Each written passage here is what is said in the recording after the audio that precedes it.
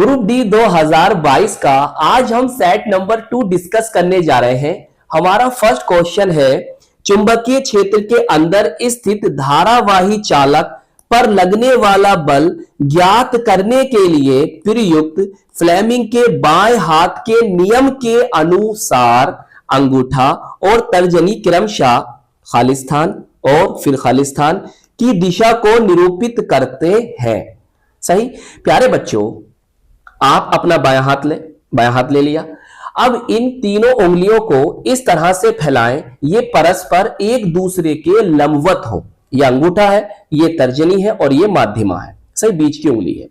अब जो अंगूठा है, जरा देखो इधर, जो अंगूठा होगा प्यारे बच्चों, वो चालक पर बल की दिशा को बताएगा और जो तर्जनी है वो क्या बताएगी, चुंबकीय क्षेत्र की दिशा को बताएगी और जो बीच की उंगली है, माध्यमा है, वो बताएगी विद्युत धारा की दिशा को।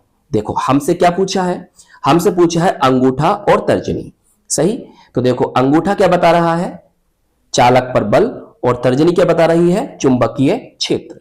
तो बताइए कौन सा ऑप्शन सही है। तो ये ऑप्शन हमारा सी बिल्कुल ठीक होगा। दूसरा क्वेश्चन है, निम्नलिखित में से कौन सा भाग पौधों में गैसीय विनिमय में सहायक होता है।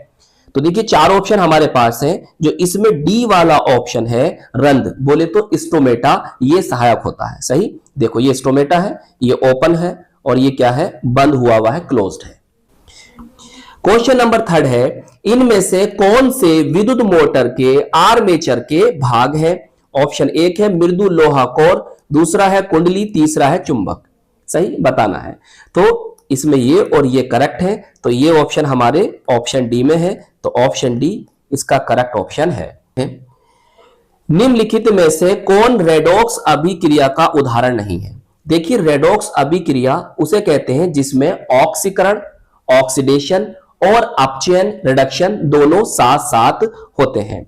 तो इसमें जो है ये वाला नहीं है, ये जो है दोहरा विस्थापन अभिक्रिया है। तो ऑप्शन सी बिल्कुल ठीक है। नहीं पूछा ना, तो ऑप्शन सी बिल्कुल ठीक है।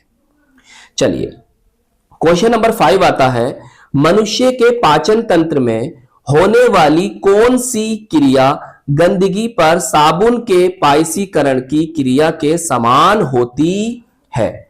तो आप पढ़ लेना सब ऑप्शन। इसका करेक्ट ऑप्शन है प्यारे बच्चों बी, पित्त लवणों द्वारा बड़ी वसा गोलियों को छोटी गोलियों में विघटित किया जाना।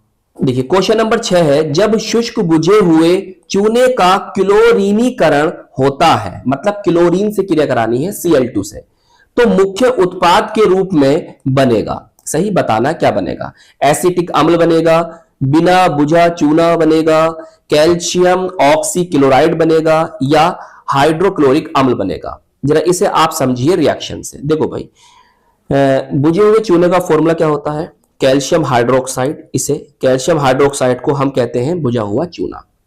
सही, क्लोरीनीकरण, क्लोरीनेशन करा रहे हो, मतलब क्लोरीन से क्रिया कराओगे, तो होगा क्या प्यारे बच्चों, यहां से बनेगा CaOCl2 और जल के अणु निकल जाएंगे H2O।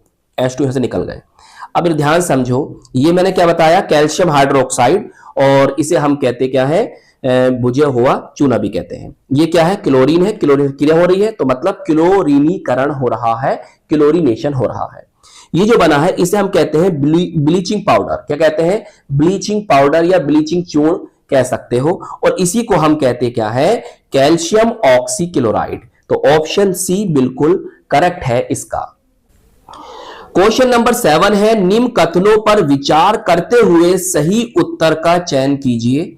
कथन नंबर 1 है, निर्जल सोडियम कार्बोनेट का उपयोग सोडा एसिड अग्निशामकों में किया जाता है, जो कि गलत है। कथन 2 है, निर्जल सोडियम कार्बोनेट को जल में घोला जाता है और क्रिस्टल जल के 10 अणुओं वाले धावन सोडा क्रिस्टल प्राप्त करने के लिए उसका पुनः क्रिस्टलन किया जाता है। यह कथन बिल्कुल ठीक है। यह बनता है देखो ऐसे, Na2CO3 10H2O। सही है, सोडियम कार्बोनेट डेकाहाइड्रेट। तो इसमें पहला तो गलत है, दूसरा सही है, तो ऑप्शन नंबर डी बिल्कुल ठीक है। कथन दूसरा सत्य है, पहला असत्य है। सही। क्वेश्चन नंबर 8 है साइक्लोहेक्सेन में कार्बन कार्बन बंध और कार्बन हाइड्रोजन बंध होते हैं। बात सही है। इस प्रकार कुल सहसंयोजी बंध होते हैं। सही। ये 4 ऑप्शन है, पहले आप खुद से ट्राई कीजिएगा, मैं आपको समझाता हूं। देखो प्यारे बच्चों, ये होता है साइक्लोहेक्सेन। सही। साइक्लोहेक्सेन में 6 कार्बन होते हैं, 1 2 3 4 5 6, नाम से पता चल लिया है। साइक्लो माने जो साइकिल हो, रिंग के रूप में हो, तो रिंग के रूप में है नहीं है, ये रिंग के रूप में है नहीं है, तो ये साइक्लो हो गया। हेक्स मतलब 6 कार्बन है और इसमें एन आ रहा है, तो सभी कार्बन सिंगल बॉन्ड से जुड़े हुए हैं, तो इसका नाम हो गया साइक्लोहेक्सेन। सही। अब तुम देखो प्यारे बच्चों, कार्बन कार्बन कितने बंद होंगे इसमें? 6 बंद है, चाहे गिन लो, 1 2 3 4 5 6। तो कार्बन कार्बन जो बंद है यहां पर, कार्बन कार्बन बंद कितने हुए? 6 हो गए। सही। अब एक कार्बन से 2 हाइड्रोजन लग रहे हैं, एक कार्बन से 2 हाइड्रोजन लग रहे हैं, तो आप गिन लेना चाहें तो CH बंद कितने हो जाएंगे? 6 दूनी 12, मतलब 12 हो जाएंगे। और इनका अगर हम टोटल करें तो 6 और 12 कितने होते हैं? कितने होते हैं? 18 होते हैं।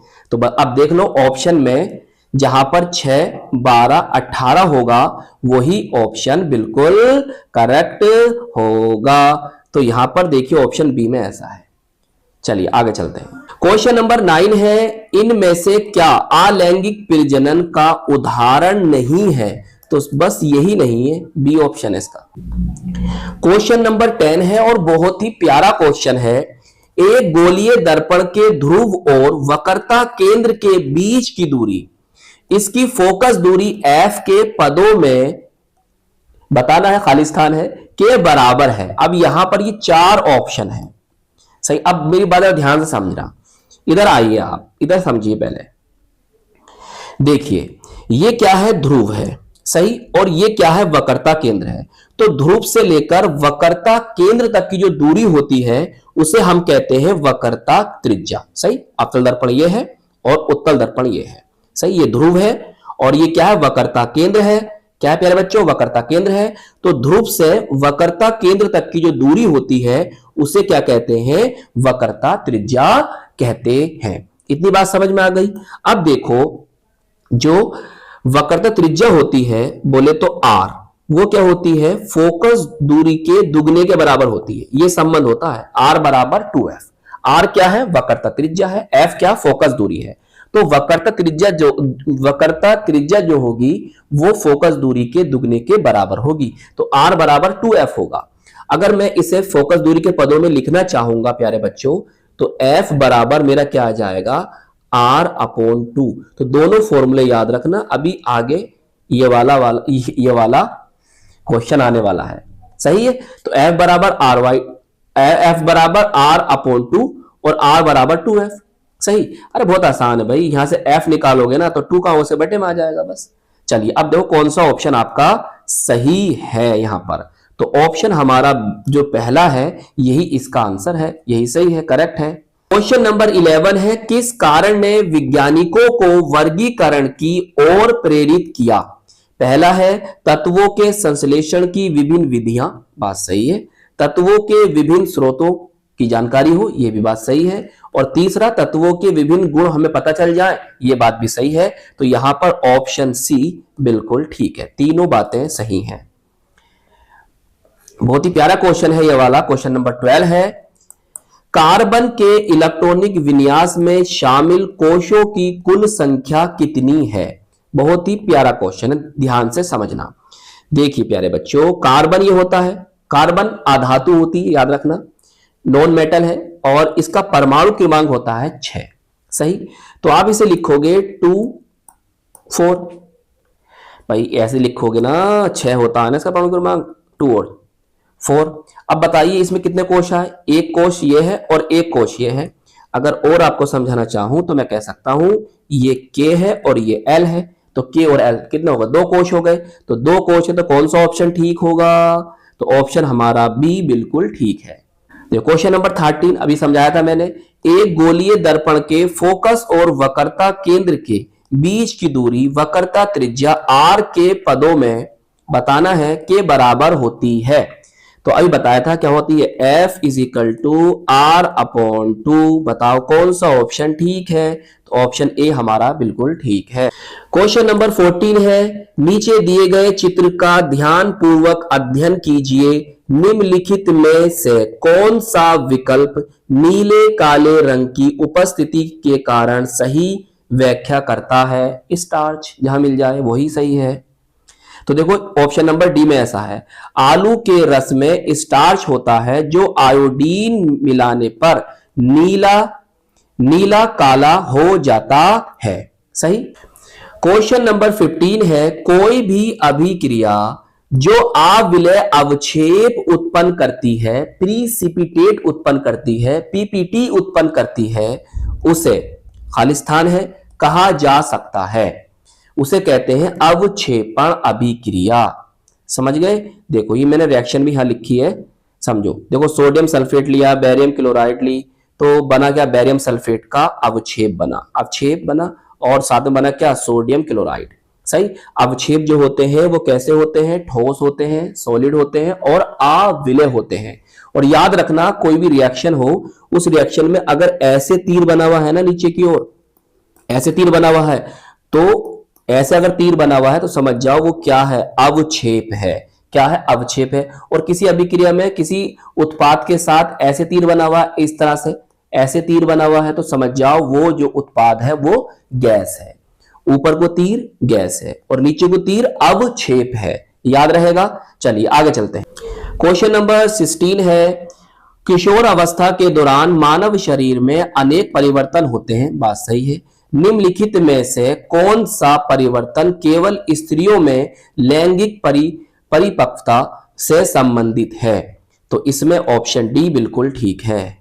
क्वेश्चन नंबर 17 है, निम्न में से किस तत्व के आणविक रूप में परमाणुओं की संख्या अधिकतम होती है। देखो भैया ये सल्फर है, सल्फर के एक अणु में 8 परमाणु होते हैं, S8। सल्फर के एक अणु में 8 परमाणु होते हैं, याद रखना। तो ऑप्शन डी सही है। और देखो ये फास्फोरस है, ये होता है P4। इसके एक अणु में 4 परमाणु होते हैं, P4, और ये भाई साहब S8। याद रहेगा। चलिए क्वेश्चन नंबर 18 है, मृदा अपरदन पर्यावरण के लिए मुख्य खतरों में से एक है। बात सच है। निम्नलिखित में से कौन सा मृदा अपरदन को रोकने में सहायक हो सकता है, तो ऑप्शन ए बिल्कुल करेक्ट है। ये बहुत ही प्यारा क्वेश्चन है। गुर्दे में मूत्र के निर्माण में निम्नलिखित में से किस क्रम में दी गई 3 प्रक्रियाएं शामिल होती हैं, तो ऑप्शन ए बिल्कुल करेक्ट है। याद रखना ये ऑप्शन ए करेक्ट है। देखिए इस सेट का लास्ट क्वेश्चन है, किस जीवाणु की उपस्थिति जल प्रदूषण का सूचक है, तो ऑप्शन ए बिल्कुल करेक्ट है, ई कोलाई कोलीफॉर्म। तो आई होप ये वीडियो आपको पसंद आई होगी। वीडियो कैसी लगी बताइएगा जरूर, और अपने दोस्तों में, अपने साथ के पढ़ने वालों में जरूर शेयर कीजिएगा। अगर चैनल पर नए हैं तो चैनल को सब्सक्राइब भी कर लीजिएगा। हम मिलेंगे आपको इसकी नेक्स्ट वीडियो में। जय हिंद, जय भारत।